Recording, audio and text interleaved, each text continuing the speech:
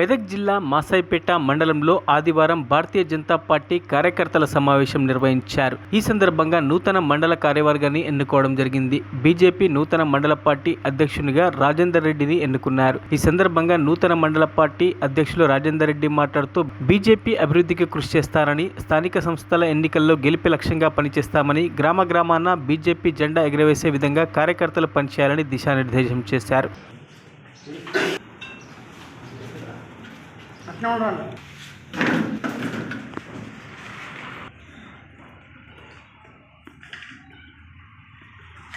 అందరూ కమిటీ నిర్ణయం ప్రకారము రాజేందర్ రెడ్డి గారిని మండల అధ్యక్షులుగా నియమించుకోవడం జరిగింది. రానున్న స్థానిక ఎలక్షన్లలో వార్డు నెంబరు, సర్పంచ్, ఎంపీటీసీ, జెడ్పీటీసీలు మాసాయిపేటలో కైవసం చేసుకుంటామని చెప్పి బీజేపీ తరఫున గట్టి ధీమా వ్యక్తం చేస్తూ ఉన్నాము. జై బీజేపీ, మోడీ గారి నాయకత్వం, నరేంద్ర మోడీ గారి నాయకత్వం. భారతీయ జనతా పార్టీ మాసాయిపేట మండలం నూతన మండల కమిటీ వేసిన సందర్భంగా భారతీయ జనతా పార్టీ ముఖ్య కార్యకర్తలు అందరం కలిసి సమావేశం ఏర్పాటు చేసుకోవడం జరిగింది.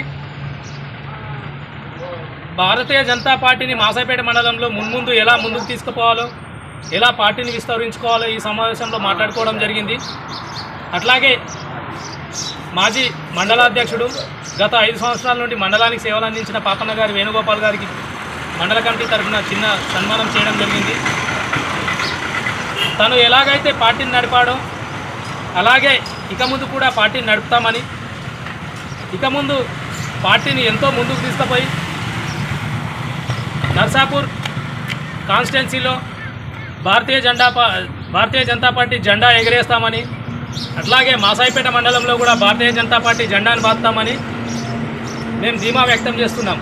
మరిన్ని అప్డేట్స్ కోసం మా ఛానల్ని సబ్స్క్రైబ్ చేయండి.